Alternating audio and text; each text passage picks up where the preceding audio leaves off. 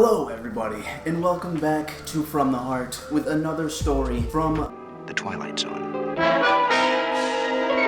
Have you ever had a house plant? Have you ever had maybe an aloe vera plant that just kind of gave you some weird snide smiles at times? Maybe it was judging you. Maybe when you forgot to water it, you decided, I'm not gonna die. I'm going to turn my inside coagulate into some weird rashy formula. And when you put it on, you burst out in hives. I've had this experience several times, and now that I've read a story out of this comic book right here, I know the reason. Plants are very deceptive. They are out to get us, and we need to watch out. So let this story right here be a heeding, a warning if you will, a reason to keep those succulents in check.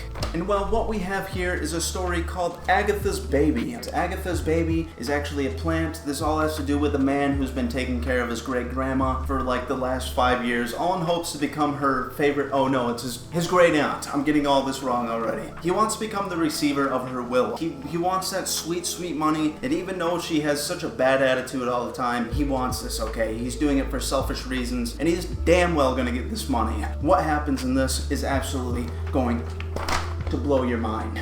It all begins with Aunt Agatha, and she's saying, "John, hand me my medicine and close this window. It's drafty in here." And he says, "Yes, Aunt Agatha." And he's kind of thinking to himself, he's like, this lady is she's kind of a bitch, and there's not really much I can do about it, and I want that cash. I need to get me some more Twilight Zone comic books, even though they're mediocre, but I just enjoy them, and I need more, and I'm willing to stick with this aunt until she dies to get them. He says, "I've been waiting on her hand and foot for the past 10 years. I'm sick of waiting for her to die." And Aunt Agatha's screaming in the background. She's going, "John! John!" And he comes into the room, and he says, "Something else, Aunt Agatha." "Yes, John, fix my covers and bring me another book. This one is purely dreadful." And she looks over at this houseplant, and she says, "Baby needs more water, John. Make sure the water is 63 degrees exactly. We wouldn't want to shock her nervous system." And he says, "I'll get the thermometer." And he's walking away, and once again, he's like, "God damn it, this lady is so annoying, alright? She's always badgering me about this stupid plant named Baby." And he's thinking, crazy old bag. With all their millions, she cares more about this rotten plant than she does people. And suddenly, this plant straight up slaps him across the face like the little bitch he is. And he kind of screams, and Aunt Agatha's like, "John, are you antagonizing my plant once again? If you do that again, you're out of here, mister, alright?"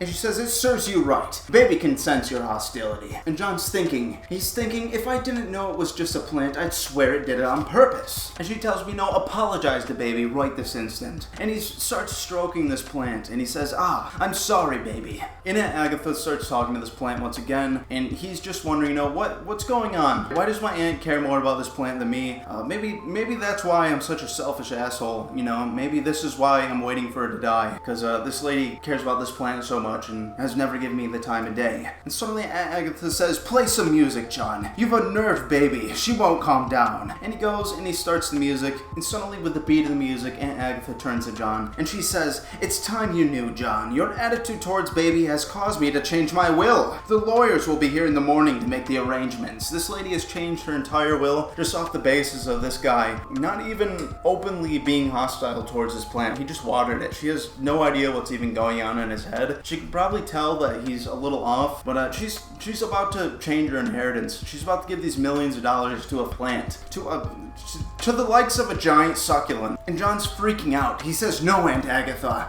I'm sorry. Really, I am. I must be overtired. I love Baby. Please forgive me, Aunt Agatha." And she says, I'll consider this, but just know that you're on thin ice, John." And suddenly John is trying to figure out a way. He knows these lawyers are coming over, and there's something that he needs to do about it. And he's trying to think, how can I prevent this from happening? How can I stop this woman from changing her will? And he suddenly realizes that poisoning her is the best decision, to just straight up murk this lady. Even though, that seems like it would be the most sketchy thing you could possibly do. When a lady has lawyers coming over to change the will, to take your exact name out of it, and suddenly she dies like 3 hours before this happens. These are their stories.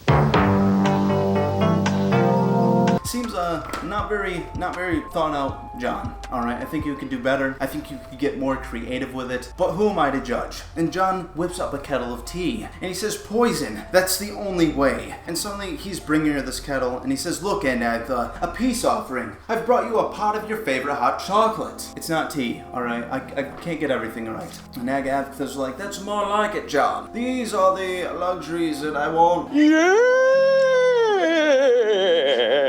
Alright, these are the things that are going to keep you in the will. I want our relationship to be based off transactional properties. And Aunt Agatha is absolutely stoked. And I gotta say, there's these ads in these comic books for like t-shirt press-ons and stuff, and they're 99 cents. And some of them are actually pretty cool, and it just kind of makes me sad that we can no longer do these things. And suddenly Baby is shaking furiously. And Aunt Agatha can tell. She says, "Why is Baby shaking like that?" And John says, "Don't pay her any attention. Drink your hot chocolate, you old hag!" I'm trying to put some oomph in this because it's really not that interesting. And then Agatha looks to the side. She says, "Baby's trying to warn me." And he's just sitting there, yelling, "Drink it! Drink it!"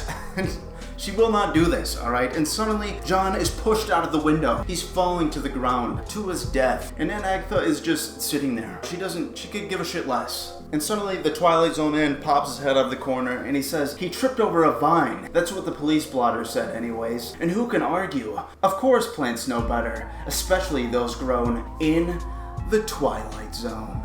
The Twilight Zone. And I've never really seen the Twilight Zone show. I've seen some of the newer ones. I believe there was a new season released like last year, and it wasn't too bad, but I haven't seen the older ones. And I'd like to check it out and see if the stories are this wild, this outlandish. This is almost something like out of Creepshow, which maybe they're by the same people. Who knows? I have a lot of these like 3 horror tales, 3 fantasy tales, 3 Twilight Zone tales all in one book. And I'm very interested to get through them, but hopefully they just get better and better. But what would you do if you knew that a houseplant in your house was trying to kick you out of a will, kick you out of an inheritance for $1 million? Wouldn't that be insane? Would you just destroy the plant? Would you feed it some Kool-Aid or something? Would that even kill it? I have no idea. I don't know very much about plants, alright? I know the word photosynthesize, and maybe that's a thing, alright? Maybe I can do something with that. But yes, everybody, thank you so much for watching. I hope this is somewhat enjoyable. Go check out the rest of my videos. I have some videos on way better comics, some of these bigger boys, and I'm just trying to kind of fill the gaps between those with some smaller bite-sized videos, so hopefully they are enjoyable, and hopefully I'm not being too dramatic while reading these, but I do have fun, and I hope you guys have fun too. So